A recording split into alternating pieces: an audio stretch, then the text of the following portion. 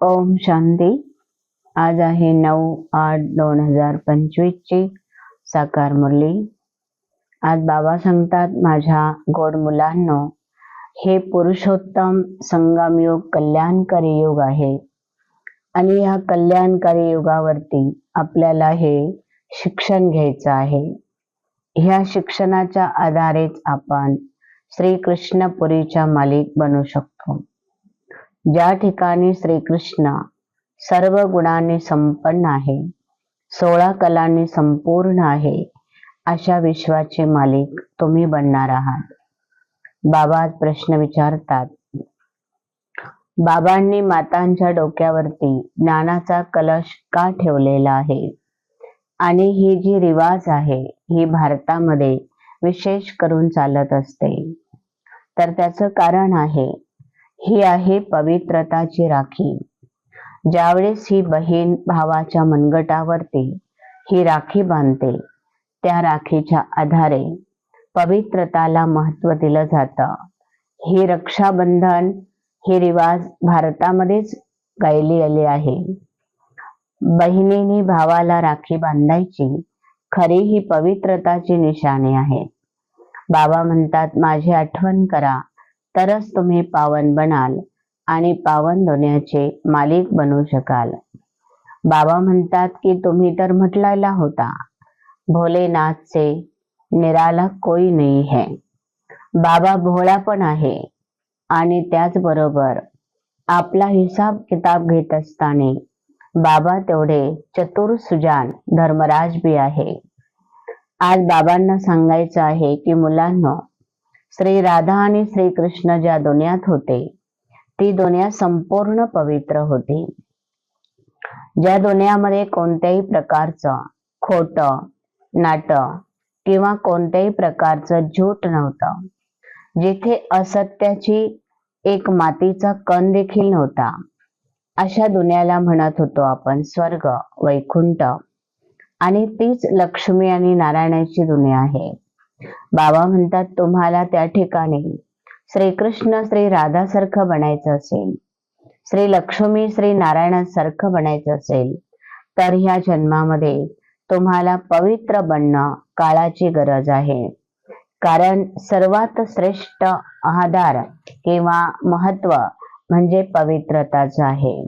कालही बाबांनी मुरलीमध्ये बार बार पवित्रताचा आधार, पवित्रताची शिला याच्यावरती बाबांनी भर दिलेला होता.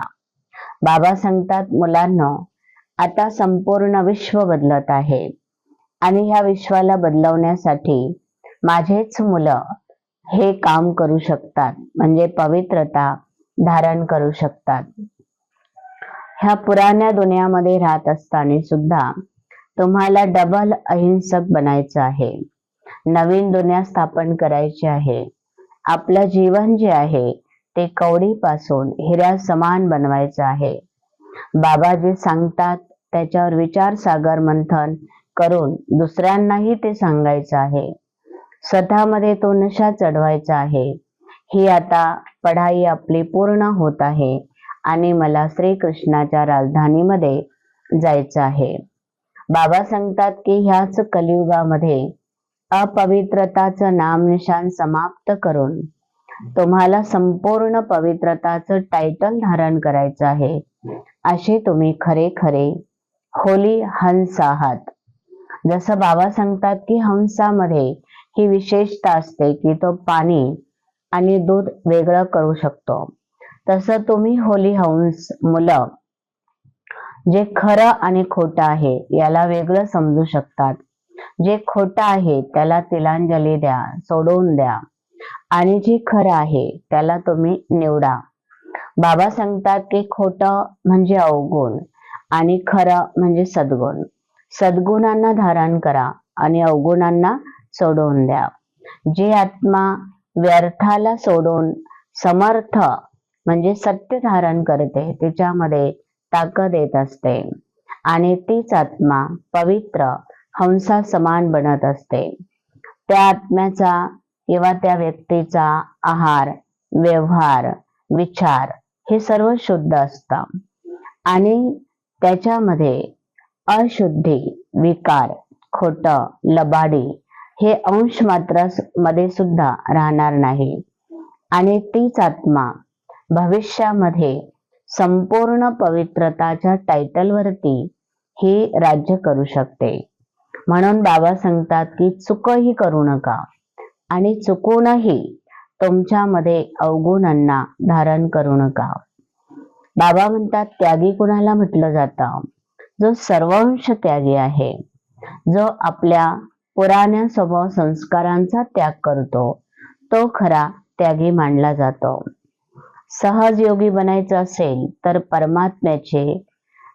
परमात्म्याच्या प्रेमाचे अनुभवी बना. कोणतंही कार्य करत असताना बाबांच्या प्रेमामध्ये लीन व्हा. कोणत्याही गोष्टीच्या विस्तारामध्ये न जाता आता बिंदू रूपा सार मध्ये या. म्हणजे बाबा सांगतात की फार फापट पसारा न टाकता तुम्ही सर्व विचारांच्या सार मध्ये येऊन जा. बिंदी बना आणि बिंदी समजा. कोणतीही गोष्ट झाली तर त्याला सुद्धा बिंदी लावा. विस्तारामुळे जळमट हे वाढत जातात आणि सार रूपामध्ये जर तुम्ही आलात तर त्याचा बाबा सांगतात समय वाचतो, एनर्जी वाचते, तुमच्यामधली शक्ती वाचते आणि तुम्ही मेहनत पासून सुद्धा सुटून जातात. म्हणून बिंदू बना आणि बिंदू बाबांची आठवण करत राहा. जितकं तुम्ही बिंदू रूपामध्ये स्वतःला समजून जाल तेवढा बाबा सांगतात तुम्ही सार रूपामध्ये लवकरात लवकर तुम्ही सर्व गोष्टी समेटून घेऊ शकता आणि त्याची शक्ती सुद्धा तुमच्यामध्ये प्राप्त होऊ शकते. ओम शांती.